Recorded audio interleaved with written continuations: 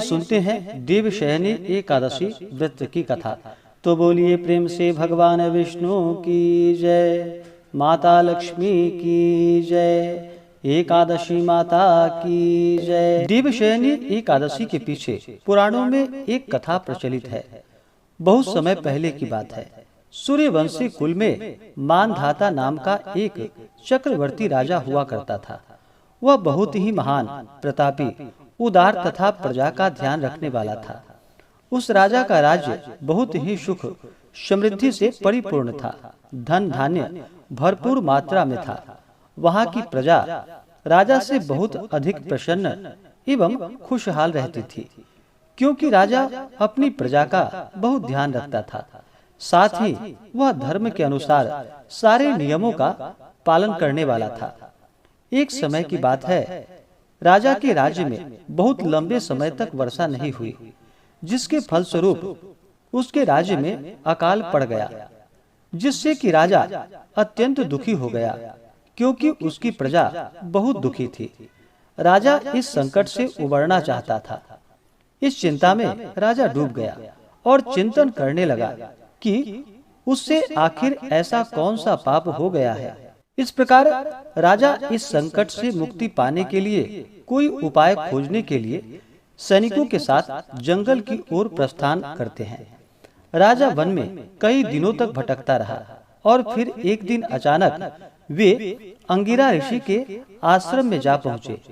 उन्हें अत्यंत व्याकुल देखकर अंगिरा ऋषि ने उनसे उनकी व्याकुलता का कारण पूछा।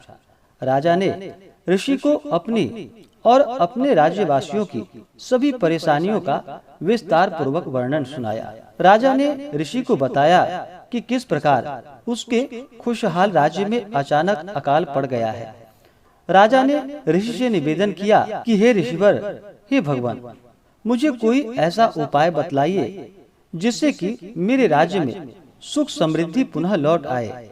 ऋषि ने राजा की परेशानी को ध्यान पूर्वक सुना और कहा कि जिस प्रकार हम सब ब्रह्मदेव की उपासना करते हैं, किंतु सतयुग में वेद पढ़ने का तथा तपस्या करने का अधिकार केवल ब्राह्मणों को है, लेकिन आपके राज्य में एक शूद्र तपस्या कर रहा है। आपके राज्य में आज अकाल की दशा उसी के कारण से है। यदि आप अपने राज्य को पूर्ववत खुशहाल देखना चाहते हैं तो उस शूद्र की जीवन लीला समाप्त कर दीजिए। यह सुनकर राजा को बहुत अचंभा हुआ और राजा ने कहा कि हे ऋषिवर, आप यह क्या कह रहे हैं? मैं ऐसे किसी निर्दोष जीव की हत्या नहीं कर सकता। मैं एक निर्दोष की हत्या का पाप अपने सर नहीं ले सकता। हे प्रभु, मैं ऐसा अपराध बिल्कुल भी नहीं कर सकता। ऐसे अपराध बोध के साथ जीवन भर जीवित मैं नहीं रह सकता।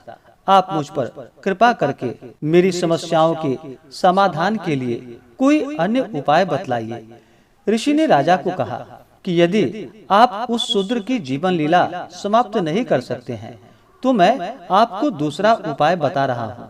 आप आषाढ़ माह के शुक्ल पक्ष की एकादशी का व्रत पूरे विधि विधान एवं पूर्ण श्रद्धा भक्ति भाव के साथ व्रत को रखकर करे, पूजन आदि करे। इस प्रकार ऋषि की बातें सुनकर राजा ने ऋषि आज्ञा का पालन करते हुए अपने राज्य में पुनः वापस आया तथा राजा ने आषाढ़ मास के शुक्ल पक्ष की देवशयनी एकादशी का व्रत पूरे विधि विधान के साथ किया, जिसके फलस्वरूप राजा के राज्य में वर्षा हुई, जिससे अकाल दूर हो गया तथा पूरा राज्य पहले की तरह फिर से खुशहाल हो गया।